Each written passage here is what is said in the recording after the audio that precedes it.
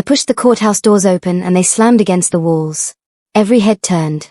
My twin boys, Mason and Miles, gripped my hands tight. They were 2 years old, dressed in matching blue, their eyes wide and curious. I stood in courtroom 7 breathing hard, staring at the man I had once loved completely.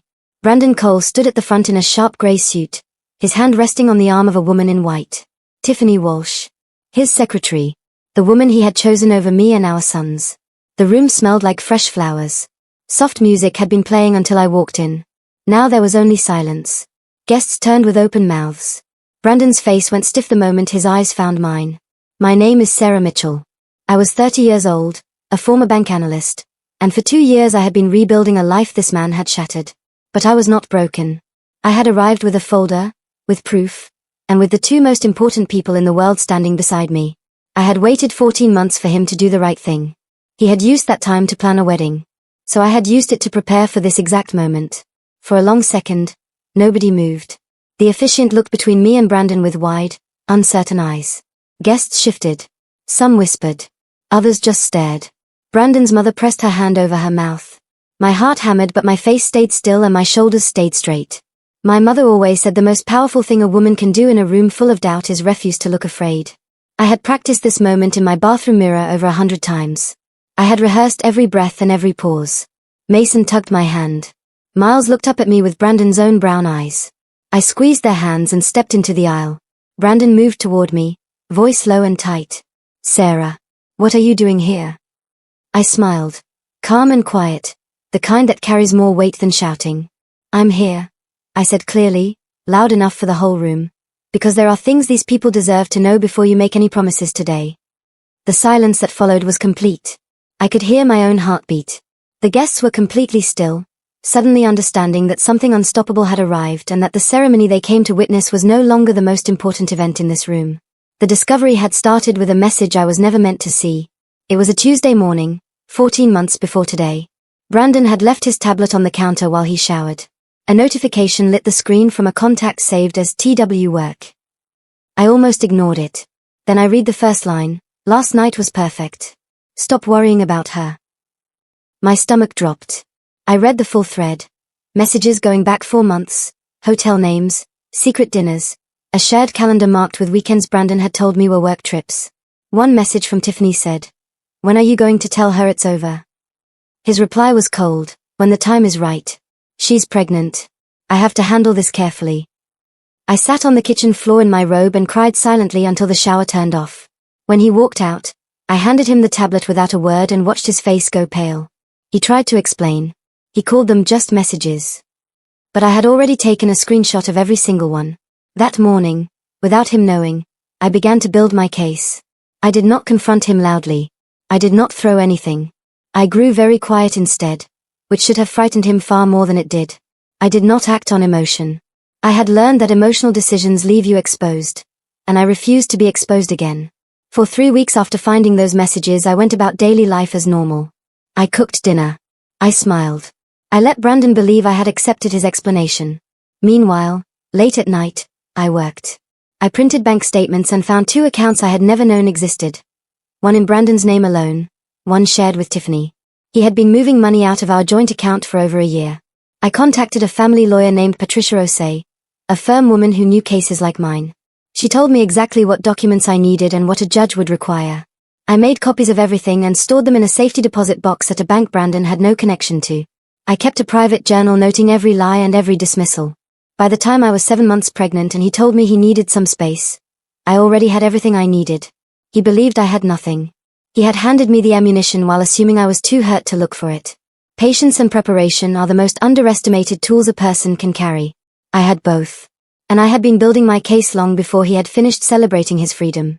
I walked down the aisle slowly and deliberately, the twins at my sides. The rows of guests parted slightly, the way crowds do when something cannot be stopped. Brandon raised one hand. "Sarah, this is not the place. It is exactly the place," I said. My voice did not waver. I stopped 4 feet from where he and Tiffany stood. The officiant had backed away from the podium, clearly uncertain. Tiffany stared at me with an expression that had just developed a crack. I turned to the room, to the 40 guests in neat rows, Brandon's uncle, office colleagues, friends who had eaten my cooking and told us we were a wonderful couple. I don't intend to make a scene, I said clearly. I intend to share some facts. I reached into my leather folder and removed the first document. I held it up calmly. This is a bank statement. It shows that during the months I was pregnant and alone, the father of my children was transferring money into a private account. I'd like to explain what that account was used for. The room went completely quiet. Brandon's hand dropped to his side. He had planned every detail of today. He had arranged the flowers, chosen the music, booked the room. He had not planned for me. Brandon went very still, which told me more than any words could.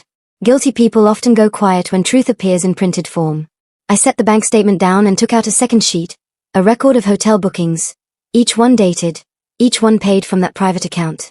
22 stays over 14 months, including the weekend I had gone into early labor and called Brandon 6 times before he finally answered. His excuse that night had been a delayed flight. The record showed a check-in at a resort 40 minutes from our home. While I was in a hospital room with complications, I said steadily, Brandon was 30 minutes away. He did not come. He sent a text that said, "Hope you're okay. Let me know what happens." A sharp sound came from the middle rows. A woman near the front covered her mouth. Brandon's uncle turned and stared at his nephew. Brandon's face shifted from pale to deep red. He tried to speak. "Those documents are being taken completely out of context," I said quietly. I turned back to the room. I have 22 more pages. The guests had come expecting a celebration. Instead they were sitting inside the documented collapse of something that had been built entirely on lies, one printed page at a time. In the weeks after Brandon left, I had sat in the dark many nights questioning myself. Maybe I had been too focused on the pregnancy. Maybe I hadn't given him enough attention. That is what betrayal does to the person who did nothing wrong. It makes you audit yourself, searching for the flaw that caused someone else's cruelty. Then one evening, 8 months pregnant and crying on the couch, Mason kicked from inside me. Then Miles kicked too, both of them moving at the same time, as if reminding me they were there. I put both hands on my stomach and made a quiet promise that I would not spend their childhood ashamed of what their father had done. That was the night I stopped questioning myself and started preparing. I found a therapist named Dr. Abra, who helped me separate grief from strategy. She told me something I wrote down and kept. Your pain is real, but pain and purpose can live in the same body at the same time. I had built my case not out of bitterness but out of clarity. Standing in this courtroom now, every sleepless hour had led here. I felt each one of those hours holding me upright, like a second spine, like the kind of strength that is only built by the people who had no one to carry them. Patricia Osei stepped through the courtroom doors exactly as planned. She was composed and precise, carrying a briefcase and wearing a dark navy suit. She had been waiting in the lobby until I sent the agreed signal, a single text that said simply, "Now." She walked the aisle with the confidence of someone who had been in far more difficult rooms than this one. Brandon's face changed the moment he saw her. He recognized her.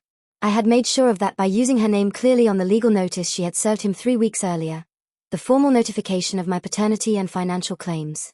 "Mr. Cole," Patricia said calmly, "you were served documentation on the 14th of last month. My client's legal rights regarding paternity recognition, child support, and marital asset review are formally on record with this court." The word court landed heavily, because we were not in some rented hall. We were in a courthouse, in front of a registered officiant and 40 witnesses. Every word spoken here was on record. Brandon had chosen this venue to feel impressive and official. He had not considered that official venues cut both ways. Patricia clicked open her briefcase. "I have copies for any party who requires them," she said pleasantly. Not one person in the room made a sound. Brandon's mother stood up from the second row. Her name was Vera Cole. I had known her 3 years. She had hugged me at Christmas and called me sweetheart. Now her face was crumpled with disbelief. "Brandon," she said, voice very small. "Is this true? The hospital, you weren't there." Brandon turned to her. His mouth opened and closed. "Mom, let me explain. Answer the question," she said. The room was so quiet her words dropped like stones.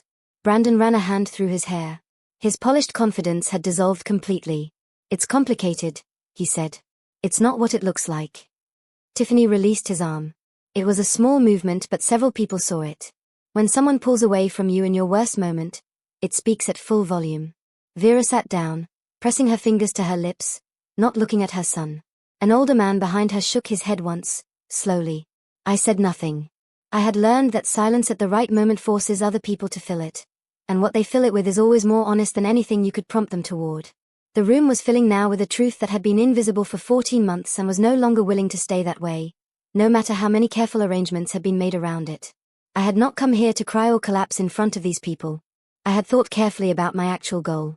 It was not destruction for its own sake. Brandon's humiliation was not the point. The point was that two small boys deserved their existence acknowledged, their father held to account, and their mother's name cleared. He had told people I was unstable, that I had pushed him away with my anxiety and mood swings, that his departure was survival rather than abandonment.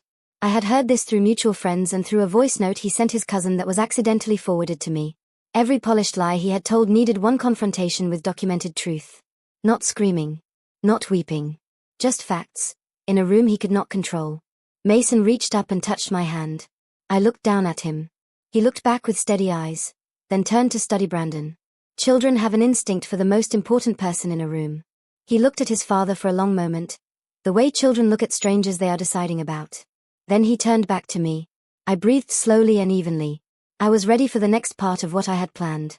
Everything so far had gone exactly as I had expected. The harder part was still ahead. Tiffany had been standing silently, bouquet tight in both hands. I had thought carefully about her. She was not the source of the betrayal. Brandon was. A man who deceives the woman carrying his children does it because of who he is, not because another woman exists. But Tiffany was not innocent, and the documents proved it clearly. I removed a third sheet, printed text messages, originals with Patricia. I addressed the room rather than Brandon specifically. These are messages between Brandon and Tiffany covering 18 months. I want to highlight this exchange from the day I was discharged from hospital with the boys. I read the date aloud, then a single message. Tiffany had written, "So are you going to sort things with her properly now or keep stalling?" Brandon's reply, "I'll deal with it when she's on her feet. Easier that way."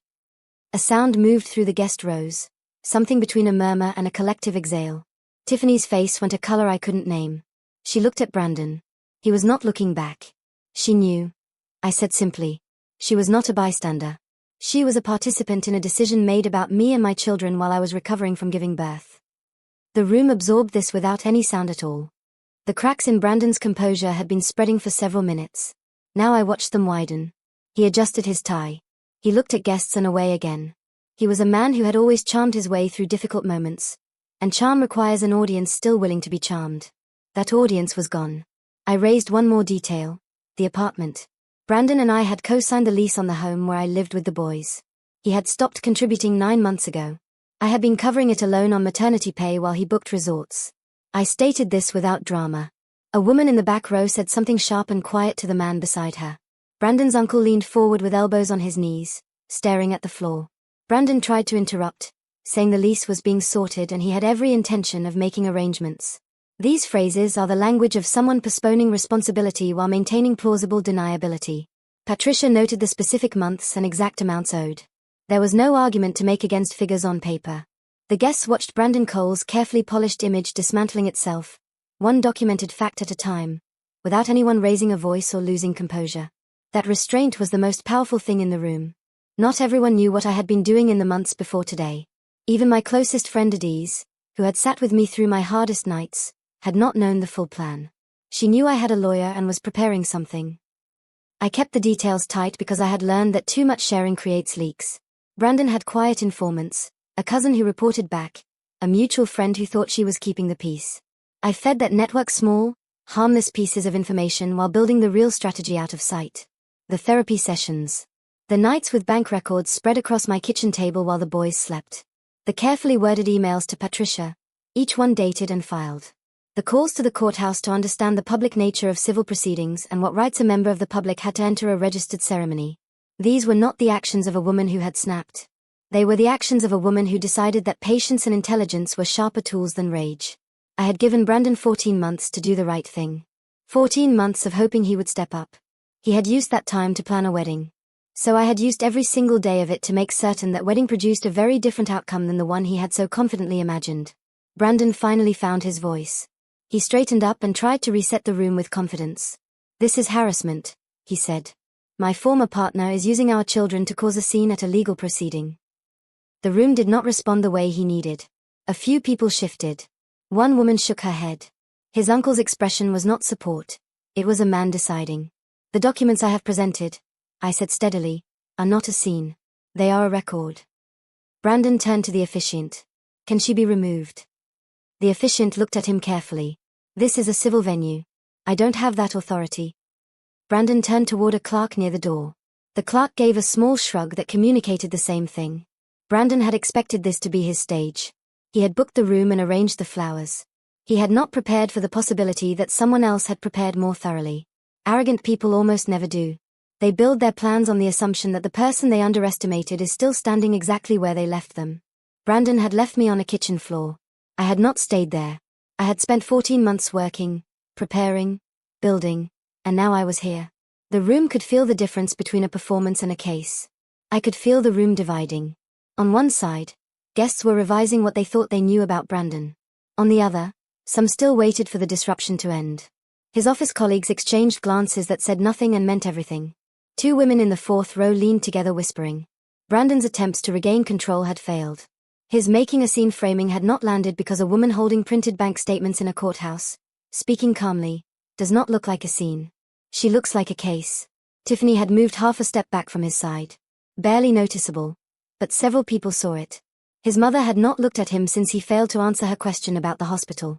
His uncle was angled slightly away. Brandon was being abandoned in real time by the people whose approval he had taken for granted. I recognized that particular loneliness. I had lived it alone, at 2 in the morning, staring at my phone. I did not enjoy watching it happen to him. But I did not stop. My boys were standing beside me. They were the reason I had come. They were 2 years old and they deserved a mother who had fought for them properly, in every room that mattered, using every document she had. Patricia spoke again, precise and brief. She stated that Brandon had, over 18 months, made 3 attempts to damage my reputation. A conversation with a mutual employer that questioned my professional stability, a comment at a social event repeated back to me by a witness, and a written message to my sister suggesting I was not coping well with parenthood. These actions form a pattern, Patricia said. Patterns carry legal weight in a way that isolated incidents do not. I watched Brandon's expression shift. This was the part he had not anticipated. Not just the bank statements and hotel records, but the record of what he had been doing to my name in rooms I wasn't in. He had believed those conversations were invisible. He had not considered that people talk, and that some of them talk to lawyers. A woman in the 3rd row turned and looked at Brandon with an expression that had gone cold. I did not know her. But she clearly knew who he was now, in a way she had not when she arrived. The room had a new temperature. The social warmth that had greeted guests an hour ago had been replaced by something quieter, more serious, and considerably more honest. The story Brandon had told about himself, carefully and over a long time, had been replaced by a different story. Miles began to fuss. It was close to nap time and 2-year-olds do not adjust their schedules for confrontations. I crouched down and held his small face in my hands. Almost done, baby, I told him quietly. He calmed immediately, pressing his forehead against mine the way he always did when he needed reassurance. I stood. The room had watched this in complete silence. There is something about a mother comforting her child in the middle of a difficult situation that strips all performance from the air. It was real. These were real children. Their need was real. The reason they were here without a father was real. Brandon looked at his sons. I watched his face carefully for the first time since arriving. Something was there, not quite guilt, but the raw material guilt is made from, some uncomfortable recognition he had not expected. He looked at Miles, then Mason, then away. He put his hand briefly over his mouth, a gesture I had never seen him make. Tiffany watched him make it. She looked at the boys too. Her bouquet had been lowered to her side. She was no longer holding it like a bride. She was holding it the way people hold things when deciding what to do with their hands. Brandon was not looking at her. He was staring at the floor, very still. The twist came from a courthouse clerk. He had been standing near the side door, paying close attention. He answered a call, listened briefly, then walked directly to Patricia and handed her a folded note. She read it, looked at me, and gave a single nod. It was the confirmation I had been waiting for.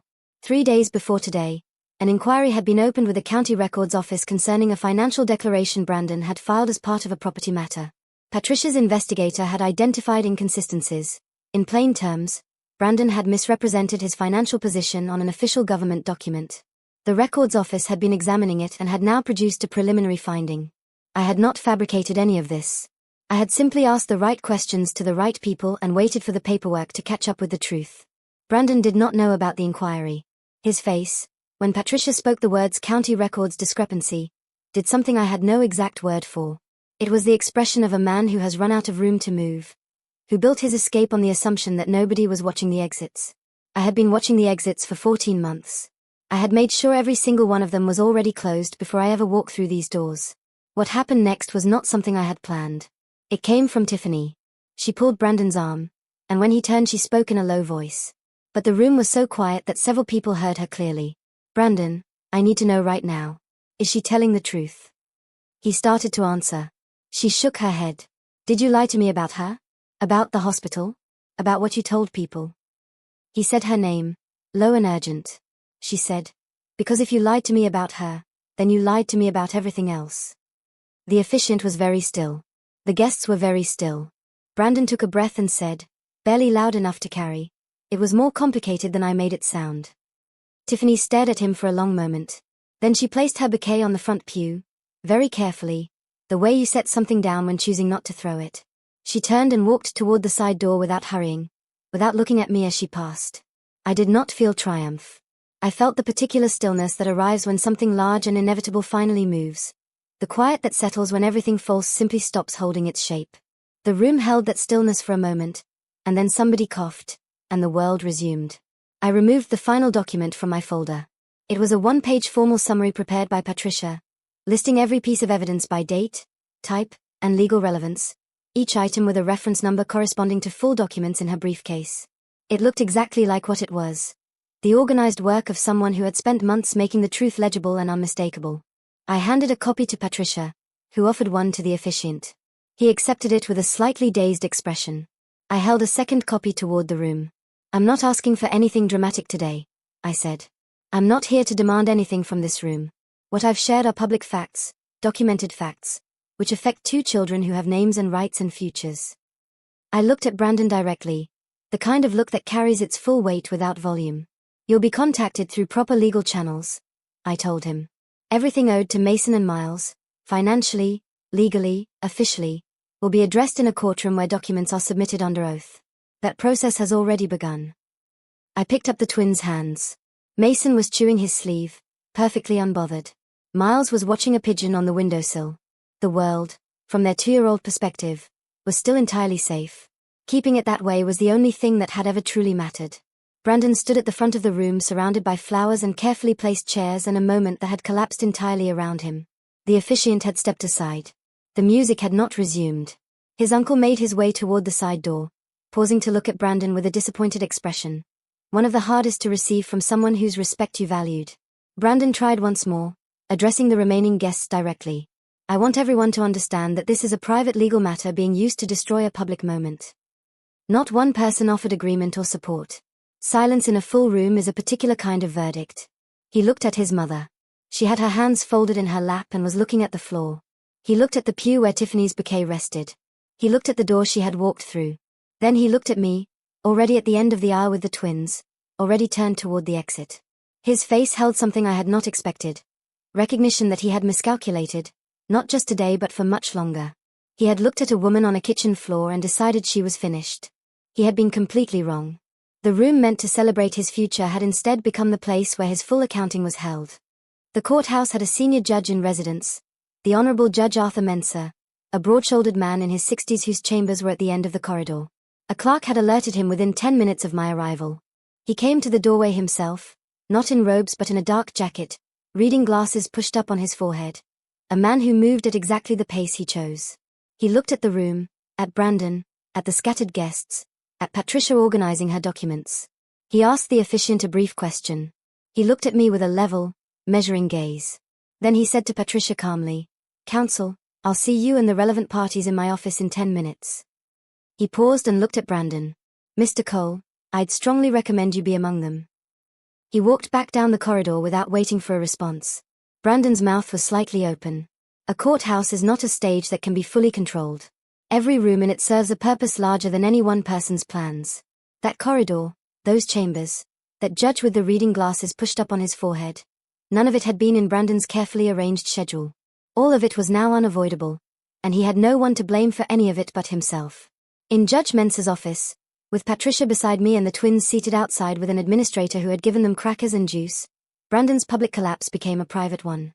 The judge reviewed Patricia's summary, asked several precise questions, and listened to Brandon attempt an explanation that grew less coherent with each additional sentence. Judge Mensah was not unkind. He was fair in the way that fair can sometimes feel devastating. He gave Brandon every opportunity to present his position, and Brandon's position had nothing solid beneath it. The judge confirmed my legal filings were valid, the paternity claim properly on record, and the county records inquiry proceeding independently of today. He recommended strongly that Brandon retain legal counsel before making any further public statements or financial decisions. He said this in the tone of someone who does not expect to give the same advice twice. Brandon sat across from a judge in a building full of legal weight and heard every remaining exit close. His charm did not work in here. His confidence did not work in here. What mattered was documentation, and I had far more of it than he did. For the first time since the kitchen floor, I felt the weight I had been carrying had somewhere official to rest. The outcome was not a single dramatic moment.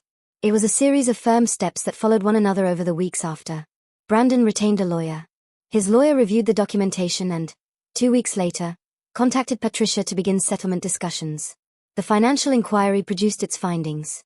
Brandon paid a significant penalty for misrepresentation. The child support arrangement was formalized and backdated, covering the 14 months he had not contributed. The apartment lease was settled in my favor. His attempts to characterize me as unstable were addressed in the legal process, where they carried far less weight than they had in casual conversation. None of this happened overnight, but it all had its roots in a single morning. In the decision I made, alone and pregnant on a kitchen floor, that I was not going to absorb this quietly. Vera Cole called me 6 weeks after the courthouse and asked to visit the twins. I thought about it for several days. Then I said yes, not for Brandon or even for Vera, but because Mason and Miles deserved grandparents who wanted to know them.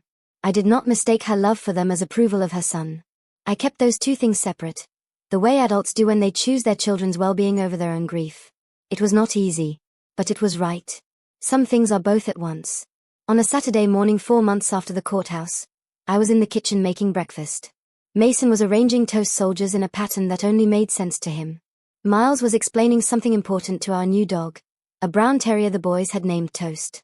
I was drinking my coffee while it was still hot, which felt like its own quiet victory. I thought about the woman I was 3 years ago when I first met Brandon. Trusting, open, still deciding which parts of herself were worth protecting. I thought about the kitchen floor, the screenshots, the safety deposit box, the nights I had spread bank records across the table while 2 babies slept in the next room. I had not needed Brandon's downfall to feel whole. I had started feeling whole much earlier than the courthouse morning, somewhere in all that quiet preparation, the moment I stopped waiting for justice and began building it myself. Resilience is not something that arrives already formed. It is something you practice in the dark, in ordinary hours when nobody is watching, until the moment it matters. I looked at my boys. Mason looked up and grinned with his whole face. Miles held both arms up toward me. I put my coffee down and went to them. The rest of it existed outside this kitchen. In here, it was just us. That was more than enough.